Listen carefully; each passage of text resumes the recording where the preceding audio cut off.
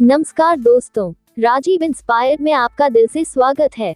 सही कहा है किसी ने, चिंता और चिता में सिर्फ एक बिंदु का फर्क होता है। इस दुनिया में कुछ लोग बेवजह चिंता करते हैं, बिना किसी कारण ही अपने आप को और मन को परेशान करते रहते हैं। चिंता हमें बीमार करते हैं। आज की इस कहानी में हम सीखेंगे कि क्यों हमें बेवजह चिंता नहीं करनी चाहिए। एक गांव में एक किसान था जिसे एक बहुत ही बुरी आदत लग चुकी थी और वह आदत थी बेवजह चिंता करने की। वह हर समय किसी ना किसी चीज की चिंता करता ही रहता। वो हर समय सोचता रहता कि कहीं मेरे साथ कुछ गलत ना हो जाए, जबकि उसकी जिंदगी में अभी तक सब कुछ ठीक ही चल रहा था। उसके पास एक बड़ा सा खेत था जिसमें अच्छी खासी फसल हो जाती थी।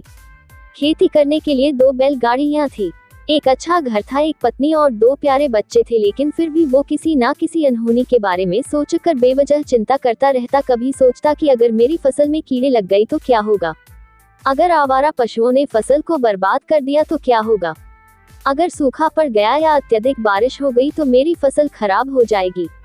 ऐसे ही वो भविष्य की अन्य बातों के बारे में सोचकर बेवजह चिंता में डूब रहा था, जैसे कि कहीं खेती के समय मेरे बैल बीमार ना पड़ जाए, मेरे बच्चों का भविष्य कैसा होगा, कहीं बुढ़ापे में मुझे कोई बड़ी बीमारी ना हो जाए, मेरे बच्चे बुढ़ापे में मेरा ख्याल रखेंगे भी या नहीं, वगैरह वगैरह। अपनी इस लगातार बेमतलब चिंता करने की आदत की वजह से वो असंत और परेशानी लगता था और अब उसका किसी भी काम में मन भी नहीं लगता था।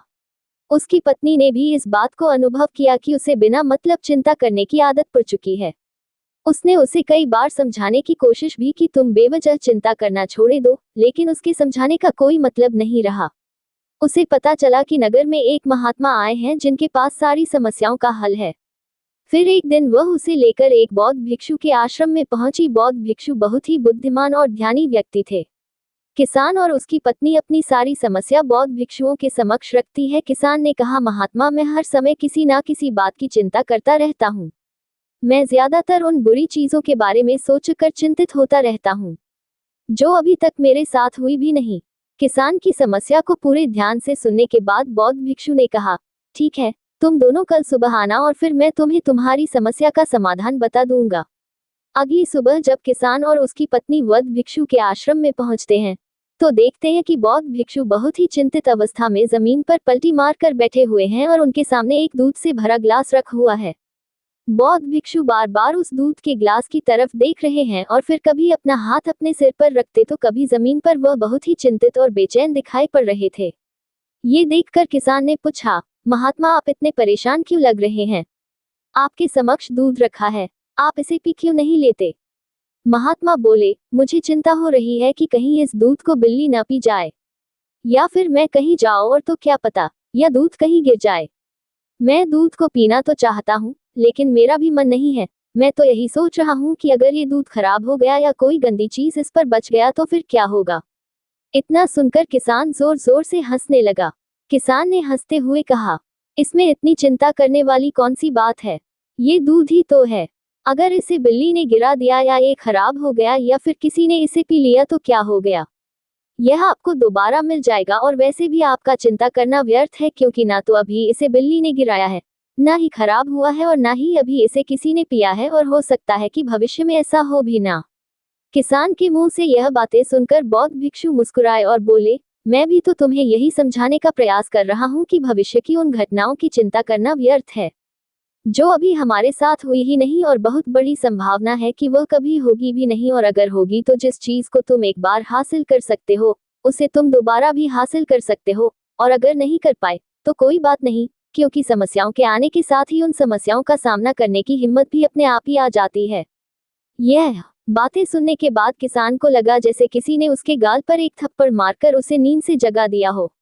उसे महसूस हुआ कि वह भी तो यही गलती कर रहा है। वह भी तो भविष्य की उन घटनाओं के बारे में सोचकर चिंतित हो रहा है जो अभी तक घटी ही नहीं और शायद कभी घटेगी नहीं। किशन और फिर बौद्ध भिक्षु के चरणों में गिर पड़ा और कहने लगा, इतनी आसान मुझे मेरी गलती का एहसास करवाने के लिए आपका बहुत बहुत धन्यवाद, और मैं आज से पूरा प्रयास करूंगा। मैं बेवजह चिंता करना बंद कर दूंगा। जापान में एक लोकप्रिय कहावत है, अगर तुम चल रहे हो तो सिर्फ चलो, अगर तुम खा रहे हो तो सिर्फ खाओ, लेकिन एक समय में सिर्फ एक ही काम करो, चिंता न करो। इस लोकप्रिय कहावत के अर्थ ने मुझे हैरान कर दिया था, और सच कहूं तो मुझे ऐसा लगता है कि कहावत के अर्थ में ही वो राज छुपा है जिसे अगर किसी ने अच्छे से समझ लिया और अपने जीवन में उतार लिया तो वो चिंता के बंधन से ही हमेशा हमेशा के लिए मुक्त हो जाएगा। इस कहावत के अर्थ के बारे में हम आगे बात करेंगे, लेकिन उससे पहले देखते हैं कि हमारे दिल दिमाग में इस तरह के विचार ज्यादा चल रहे होते हैं। पहला, क्या मैंने ये काम सही से किया? दूसरा, क्या मैं इसे और बेहतर कर सकता था? तीसरा, इसका परिणाम क्या होगा? और चौथा, लोग मेरे और मेरे काम के बारे में क्या सोच रहे होंगे?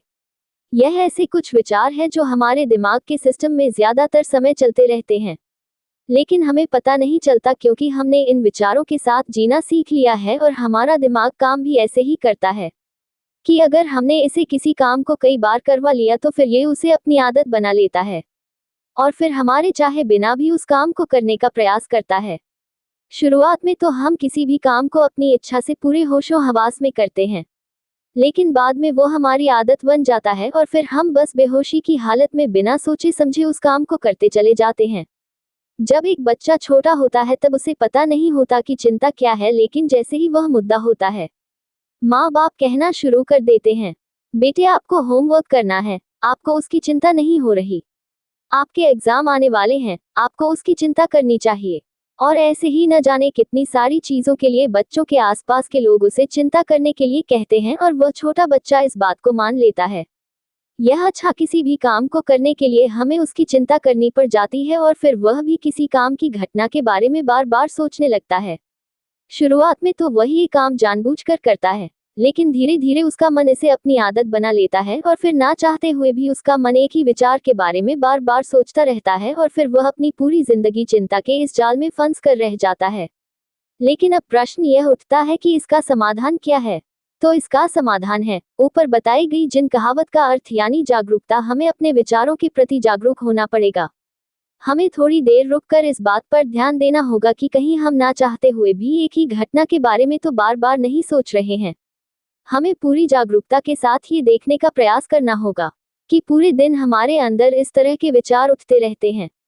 अब आप पूछ सकते हैं, केवल जागरूकता क्या करेगी? मैं कहता हूँ ये काफी है, यह मन को शांत करने के लिए पर्याप्त है, मन को अपने स्वभाव का एहसास कराने के लिए पर्याप्त है और जीवन में जागरूकता लाने का सबसे आसान तरीका है ध्यान करना।